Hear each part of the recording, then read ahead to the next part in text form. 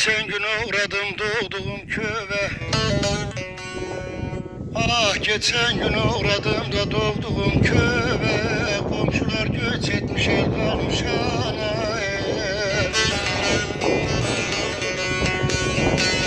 Baykuş yuva yapmış kimsesiz eve. Ocakta bir avuç kül kalmış ana. Baykuş yuva yapmış da koskoca eve. Oy oy oy oy oy oy. Uzakta bir avuç kül kalmış ana. Kül kalmış ana.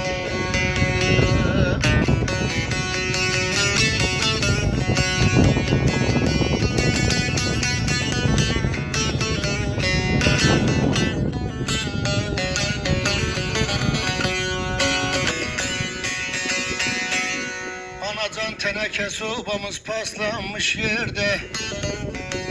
Teneke sobamız paslanmış yerde. Tezek yaktığımız o günler nerede? Laylondan camlara çekerdik perde. Ahırda ne de var mal kalmış ana.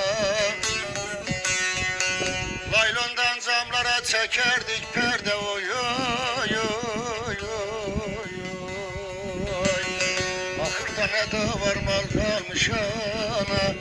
Komşular göç etmiş el kalmış ana.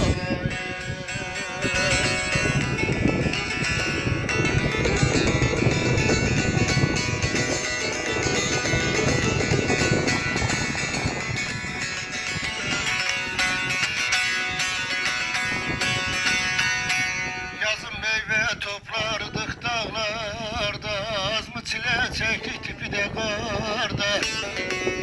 Ellerinle sıvadığın duvarda. Saçlarından birkaç tel kalmış ana. Ellerinle sıvadığın duvarda. Oy oy oy oy oy.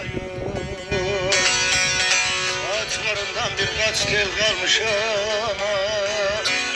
Komşular yok olmuş el kalmış ana.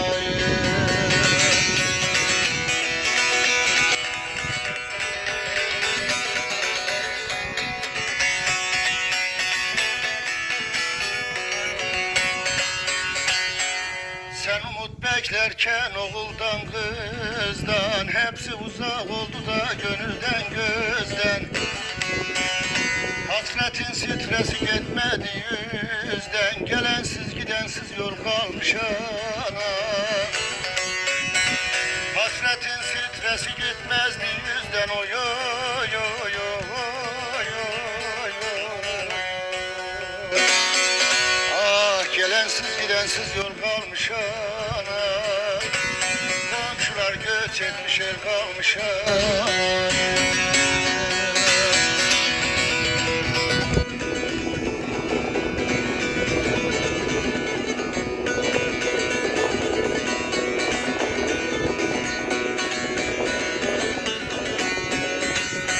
Anacan Turabiyim bir Fatiha getirdim.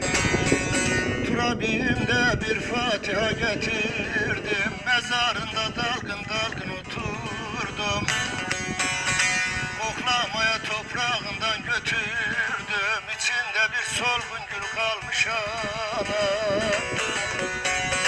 Hele koklamaya toprağından götürdüm. Oy oy oy oy oy.